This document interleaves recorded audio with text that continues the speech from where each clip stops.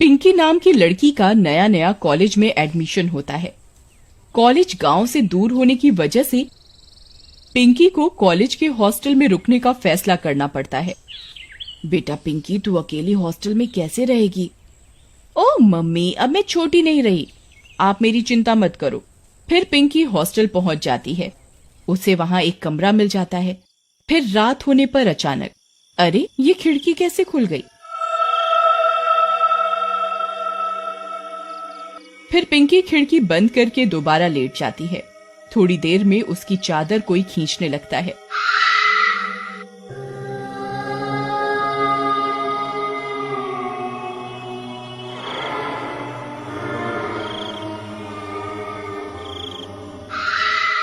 कौन है? कौन है? फिर पिंकी लाइट जलाकर देखती है पर उसे कुछ नहीं दिखता। अरे यहाँ तो कोई भी नहीं है। लगता है मैं पहली बार घर से आई हूँ, इसलिए मुझे वहम हो रहा है। चलो सो जाती हूँ। वह फिर से लाइट बंद करके लेट जाती है। फिर कुछ देर बाद भूतिया आवाज आती है पलंग के नीचे से। पिंकी, पिंकी, पिंकी। पिंकी के पसीने छूट जाते हैं।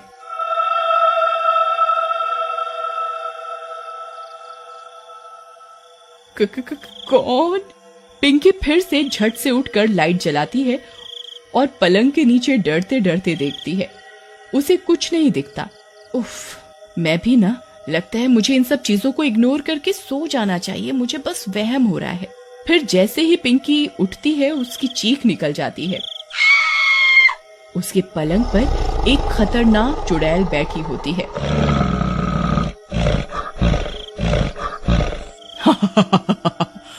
मैं कोई वहम नहीं हूँ।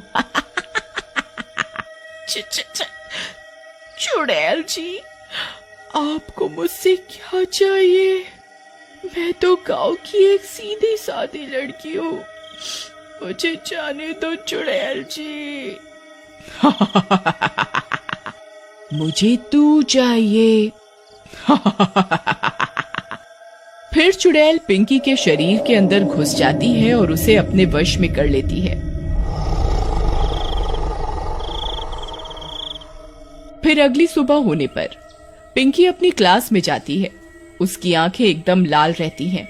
उसकी आवाज बदल जाती है और वो बहुत गुस्से में रहती है।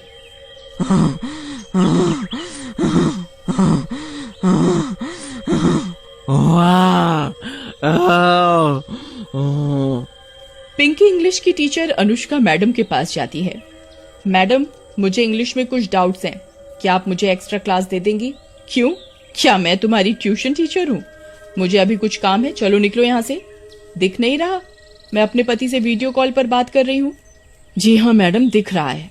और वह मैडम का फोन छीनकर जमीन पर पटक देती है। तेरी ये हिम्मत, रुक अभी बताती हूँ तुझे।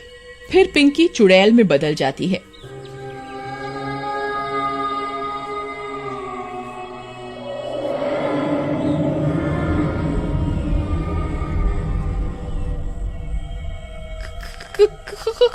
कौन हो तुम? मैं हूँ तेरा काल अत्याचारी मैडम। यहाँ बच्चों को पढ़ाने आती है या वीडियो कॉल करने? मुझे तू नहीं, मैं तुझे बताती हूँ। फिर जैसे ही मैडम वहाँ से भागने की कोशिश करती है, क्लास का दरवाजा खुद बंद हो जाता है। मैडम चुड़ैल के पैर पकड़ लेती है। मुझसे क्या गलती हो गई चुड़ैल जी, मुझे माफ कर दो। मेरे छोटे छोटे बच्चे हैं। मैं भी किसी की बच्ची थी, मेरे बारे में नहीं सोचा। आज तुझे तेरे किए की सजा मिलेगी। पर मैंने क्या किया है चुड़ैल जी? टाइम आने पर पता चल जाएगा। फिर वह चुड़ैल मैडम को मार देती है और फिर से पिंकी के रूप में आकर वहां से निकल जाती है।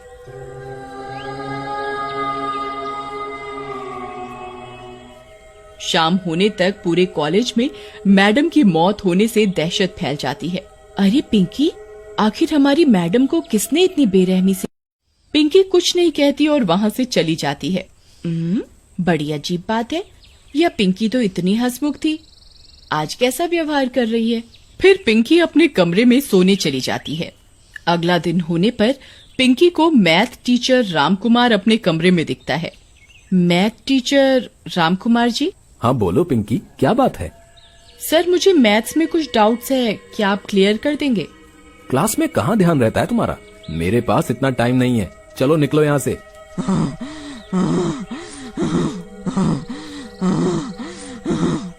पिंकी को गुस्सा आ जाता है और वो चुड़ैल बन जाती है।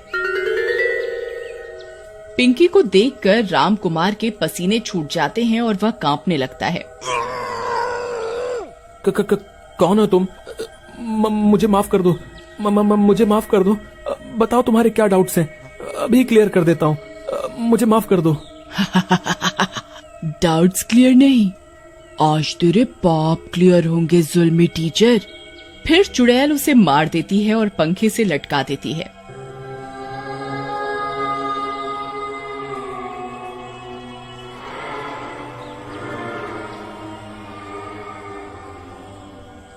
फिर वह पिंकी के रूप में आकर वहां से निकल जाती है। उसे निकलते हुए मीनू देख लेती है। पिंकी, ए पिंकी, पिंकी। पर पिंकी उसकी आवाज नहीं सुनती और वहां से निकल जाती है। फिर मीनू रामकुमार के कमरे में झांक कर दिखती है। उसकी चीख निकल जाती है। ये क्या हो रहा है हमारे कॉलेज में? कल मैडम और आज सर का ये हाल आखिर हो कैसे गया?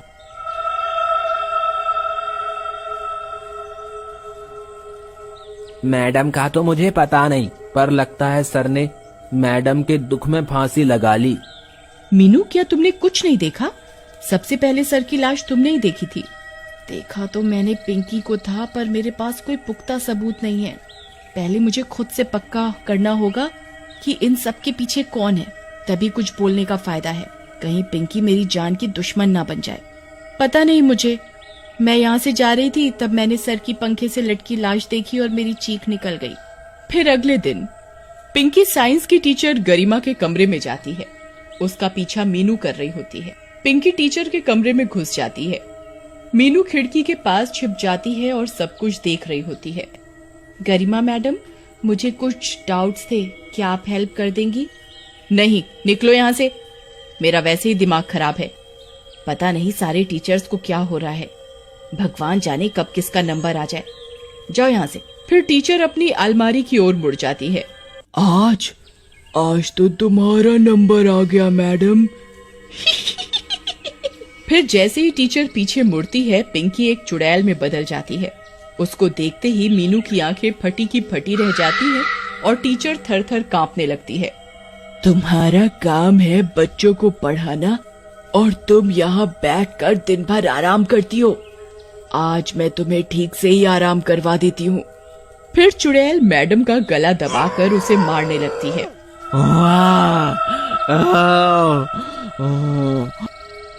पीछे से मीनू आकर एक रस्सी से चुड़ैल को बांध देती है। चली जा मीनू, मुझे खोल दे, मेरी तेरे से कोई दुश्मनी नहीं, तू चली जा यहाँ से। थोड़ी देर में वहाँ सभी कॉलेज के टीचर्स और स्टूडेंट इकट्ठा हो जाते हैं। नहीं, तुम कौन हो पहले ये बताओ। मेरे पापा एक सिद्ध तांत्रिक हैं, मैं उन्हें बुलवाकर तुम्हें भस्म करवा दूंगी। बताओ तुम टीचर्स को क्यों मार रही हो?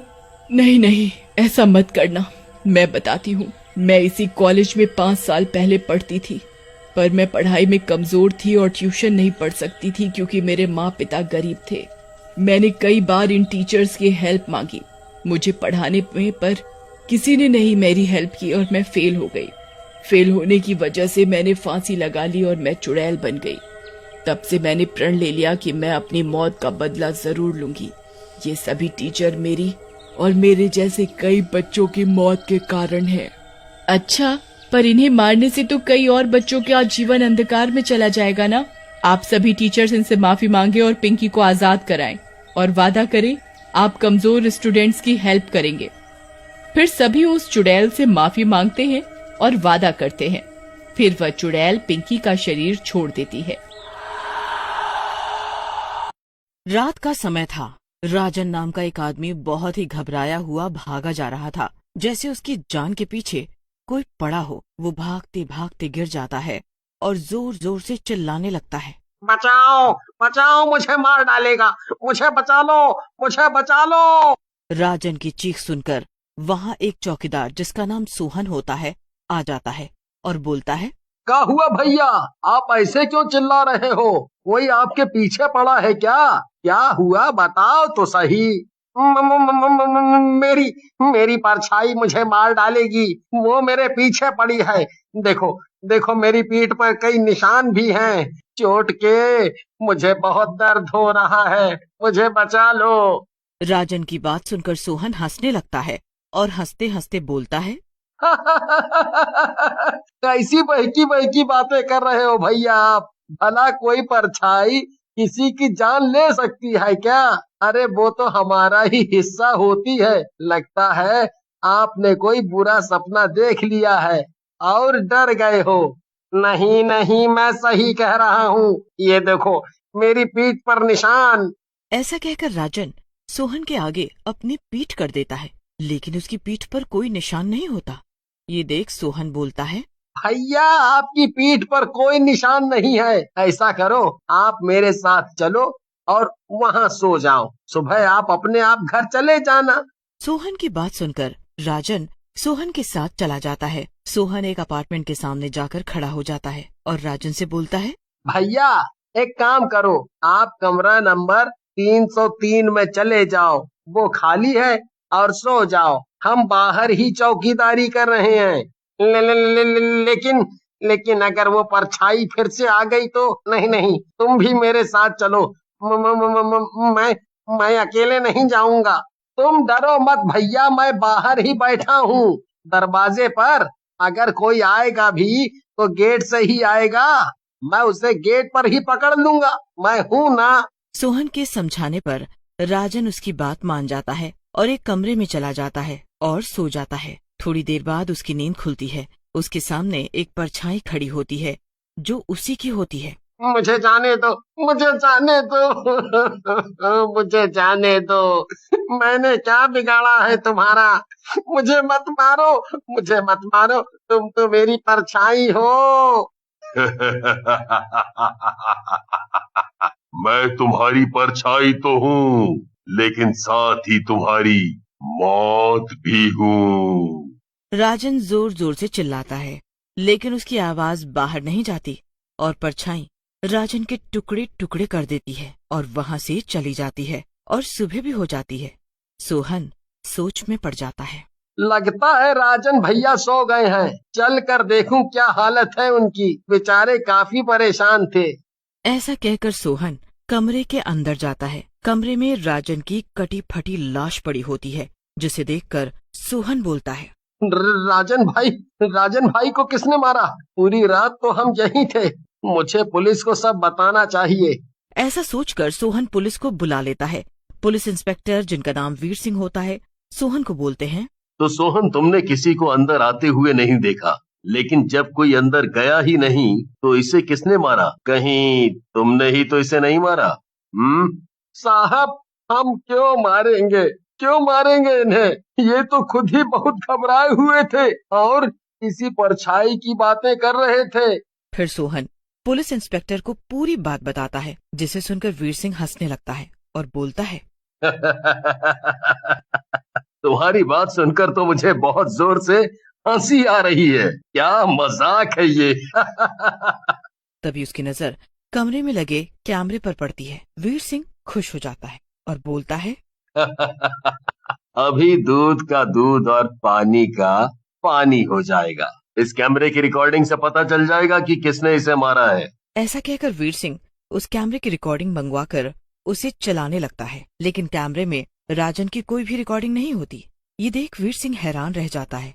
तभी सोहन डरते हुए कहता है, साहब, अब तो मुझे भी यकीन हो गया है, इन्हें उस परछाई ने ही मारा है। साहब, मुझे आप अपने साथ ही ले चलो ना जाने मुझे क्यों डर लग रहा है। तुम तो वैसे भी तब तक थाने में रहोगे जब तक राजन के असली कातिल का पता नहीं चल जाता। तुम अब हमारे साथ ही चलोगे। फिर वीर सिंह और सोहन पुलिस की गाड़ी में बैठकर थाने के अंदर चले जाते हैं। वीर सिंह सोहन को लॉकअप के अंदर ले जाकर बंद कर देता है। साहब साहब साहब, मुझे अकेला मत छोड़िए। वो परछाई अब मेरा पीछा कर रही है। वो गाड़ी के पीछे पीछे आ रही थी। सोहन, मुझसे पागलों वाली बातें मत करो। मेरा मूड वैसे ही खराब है। चुपचाप बैठे रहो। ये पुलिस स्टेशन है, यहाँ बड़े बड़े भूत भाग जाते हैं, समझे? ऐसा कहकर वीर सिंह वहाँ से चला जाता है। रात होते ही सोहन सोने लग जाता है, लेकिन तभी आधी रात को उसकी नींद खुलती है। उसकी परछाई उसके सामने हंस रही थी। तुम तो मेरी परछाई हो। भला मुझे क्यों मारना चाह रही हो? तूने मेरे शिकार को बचाना चाहा, इसीलिए अब तू मरेगा। ऐसा कहकर परछाई सोहन की तरफ बढ़ती है। सोहन जोर जोर से चिल्लाने लगता है, लेकिन सोहन की आवाज बाहर नहीं जाती है। तेरी आवाज बाहर नहीं जाएगी, जितना भी चिल्ला तू। आज तेरी मौत पक्की है। फिर वीर सिंह वहाँ से अपने घर चला जाता है और अपनी पत्नी सुजाता, जो कि एक वैज्ञानिक होती है, उसे सारी बात बताता है। जिसे सुनकर सुजाता वीर सिंह से बोलती है, मुझे ये सब किसी आत्मा या चुड़ैल का किया धरा लगता है। नहीं तो कातिल कोई भी हो, कैमरे में तो जरूर आता ना। सुजाता की बात सुनकर वीर सिंह हंसने लगता है और बोलता है, क्या कहा? चुड़ैल या आत्मा? तुम साइंटिस्ट होकर अंधविश्वास की बातें कर रही हो। मुझे तुम पर हंसी आ रही है। देखो, ये हंसने की बात नहीं है वीर। जैसे भगवान है इस दुनिया में, वैसे ही शैतान भी है, समझे? चलो, अभी मुझे ऑफिस जाना है कुछ काम से। ऐसा कहकर सुजाता वहाँ से चली जाती है। वीर भी अपने कमरे में बैठकर टीवी देखने लगता है। तभी उसे लगता है जैसे कोई उसे घूर रहा है। वीर सिंह पीछे घूमता है, लेकिन उसे कोई नहीं दिखता। मुझे ऐसा क्यों लग रहा है कोई मुझे घूर रहा है? हो सकता है ये मेरा वहम हो। ऐसा कहकर वीर सिंह फिर से टीवी देखने लगता है, लेकिन तभी उसे फिर से वैसा ही महसूस होता है। वीर सिंह थोड़ा घबरा जाता है, लेकिन संभलते हुए बोलता है, कौन है? सामने आओ। कौन घूर रहा है मुझे? वीर सिंह की बात सुनकर एक काली परछाई बाहर आती है। परछाई को देखकर वीर सिंह हैरान रह जाता है और बोलता है, अरे, ये तो मेरी परछाई है, लेकिन ये मुझसे अलग क्यों है? वीर सिंह की बात सुनकर परछाई हंसने लगती है और बोलती है, सही पहचाना तूने वीर सिंह। मैं तेरी ही परछाई हूँ, लेकिन अब मैं तेरे साथ नहीं चलूंगी, बल्कि तेरी मौत बनूंगी। परछाई की बात सुनकर वीर सिंह भी डर जाता है और बोलता है, क्या बोल रही हो तुम? मेरी मौत? मैंने क्या बिगाड़ा है तुम्हारा? लेकिन परछाई वीर सिंह की बात नहीं सुनती और वीर सिंह को मारने के लिए आगे बढ़ती है। तभी वीर सिंह की पत्नी सुजाता वहाँ आ जाती है। उसके साथ एक तांत्रिक बाबा भी होते हैं। सुजाता परछाई से बोलती है, रुक जा दुष्ट, मेरे पति को छूने से पहले तुझे हमसे जीतना होगा। मैं तो परछाई हूँ, आज तेरी बारी, कल किसी और की। अगर तू पहले मरना चाहती है तो ऐसा ही सही। लेकिन तभी तांत्रिक बाबा अपने हाथ से हनुमान जी की मूर्ति निकालते हैं। मूर्ति से बहुत तेज रोशनी निकलती है। परछाई जलने लगती है और एक चुड़ैल सामने आ जाती है। ये हनुमान जी की मूर्ति हटाओ, मैं जल जाऊंगी। मुझे छोड़ दो, मुझे जाने दो। लेकिन थोड़ी देर में चुड़ैल पूरी तरह जल जाती है।